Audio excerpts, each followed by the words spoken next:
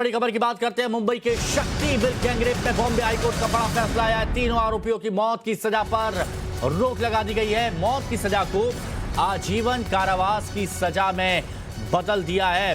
बड़ी खबर इस वक्त की आपको बता रहे हैं। मुंबई के शक्ति मिल गैंगरेप मामले में ये बड़ा फैसला कोर्ट की तरफ से आया है और मौत की सजा को आजीवन कारावास में बदल दिया है। कुछ टेस्ट को लेकर भी महाराष्ट्र सरकार को भी कुछ ऑब्जर्वेशन कुछ डायरेक्शंस दिए हैं क्या कोर्ट ने ऑर्डर के समय? स्पेसिफिकली जो 2 फिंगर टेस्ट की कुछ इस केस में प्रोसिक्यूशन के इन्वेस्टिगेशन के टाइम 2 फिंगर टेस्ट का यूज़ किया गया था, जो कि सुप्रीम कोर्ट ने बिल्कुल ये किया गया है, has considered it to be derogatory to the victim and not scientific at all. The Bombay High Court has upheld that same thing of the Supreme Court again and has said and has given directions to the government of Maharashtra not to follow the 2 finger test in any of the cases henceforth.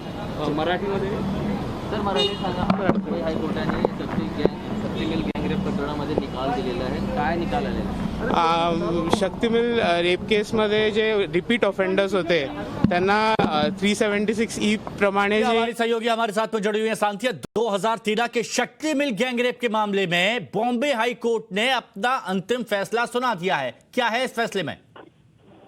जी देखिए, 2013 का शक्ति मिल वो हादसा था या वो वाकया था जिसने क्योंकि पहली बात तो निर्भया के कुछ ही महीनों बाद में हुआ था, तो उसने ना सिर्फ हिंदुस्तान की जनता को बिल्कुल झकझोर कर रख दिया था, बल्कि हमारी खुद की जो इंडस्ट्री है, हमारी खुद की फ्रेटर्निटी, उसके लिए भी एक बहुत बड़ा शौक था। अब देखिए 2014 में जब मुंबई ट्रायल कोर्ट ने इस मामले पर अपना फैसला सुनाया था, तो 3 जो आरोपी थे इस पूरे मामले में, क्योंकि शुरुआत में 5 दोषी, क्योंकि अब वो दोषी है, 5 दोषी थे, जिसमें से एक नाबालिग था, तो उसे जुवेनाइल जस्टिस सुधार सिस्टम के थ्रू उसे रिमांड होम में भेजा गया था। उसके बाद एक चौथा जो दोषी था इस पूरे मामले में, वो सिर्फ और सिर्फ शक्ति मिल गैंगरेप में ही दोषी पाया गया, तो उसे आजीवन कारावास दिया गया। लेकिन बचे हुए जो 3 दोषी थे, जैसे ही शक्ति मिल की पीड़िता सामने आई और उन्होंने शिकायत दर्ज कराई, उसके कुछ ही दिनों बाद एक टेलीफोन ऑपरेटर भी मुंबई से सामने आई और उन्होंने भी बताया कि ठीक इसी तरीके से उनके साथ भी इन्हीं लोगों ने बलात्कार किया था। तो ऐसे में जब मुंबई ट्रायल कोर्ट ने अपना फैसला सुनाया था, तो उन्होंने इस बात को ध्यान में रखा था। उन्होंने कहा था ये तीनों लोग जो है वो रिपीटेड ऑफेंडर्स हैं, ये तीनों लोग रेयरेस्ट ऑफ द रेयर, इनका crime rarest of the rare की कैटेगरी में आता है, इसीलिए उन तीनों को डेथ पेनल्टी यानी कि सजाए मौत दी गई।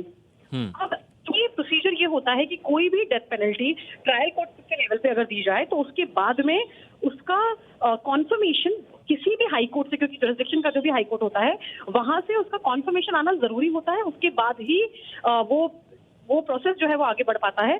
तो ऐसे में पहली चीज, इन आरोपियों ने चैलेंज भी किया था ट्रायल कोर्ट के, इन दोषियों ने चैलेंज भी किया था ट्रायल कोर्ट के फैसले को, और कॉन्फर्मेशन की हियरिंग भी होनी ही थी। तो इन दोनों चीजों की, अपील की और कॉन्फर्मेशन की हियरिंग हुई और आज उस पर फैसला आया, जिसकी बॉम्बे हाई कोर्ट ने इन तीनों दोषियों की सजाए मौत को अब बदलकर आजीवन कारावास कर दिया है। शर्त ये रखी गई है कि ये सारे लोग जो आमतौर पर जो दोषी होते हैं, वो पैरोल या फरलो के लिए, यानी कि जेल से कुछ दिन की छुट्टी के लिए एंटाइटल्ड होते हैं, यानी कि उनका अधिकार होता है, इन तीनों दोषियों को वो सुविधा मुहैया नहीं कराई जाएगी। सांथिया, इसको भी rarest of the rare case माना गया था और उसके बावजूद यहाँ पर फैसला पलट दिया गया है और फांसी की सजा के बाद अब आजीवन कारावास में बदल दिया। अब देखना होगा कि अपर कोर्ट में इसको चुनौती दी जाती है कि नहीं। शुक्रिया आपका हमारे साथ जुड़ने के लिए।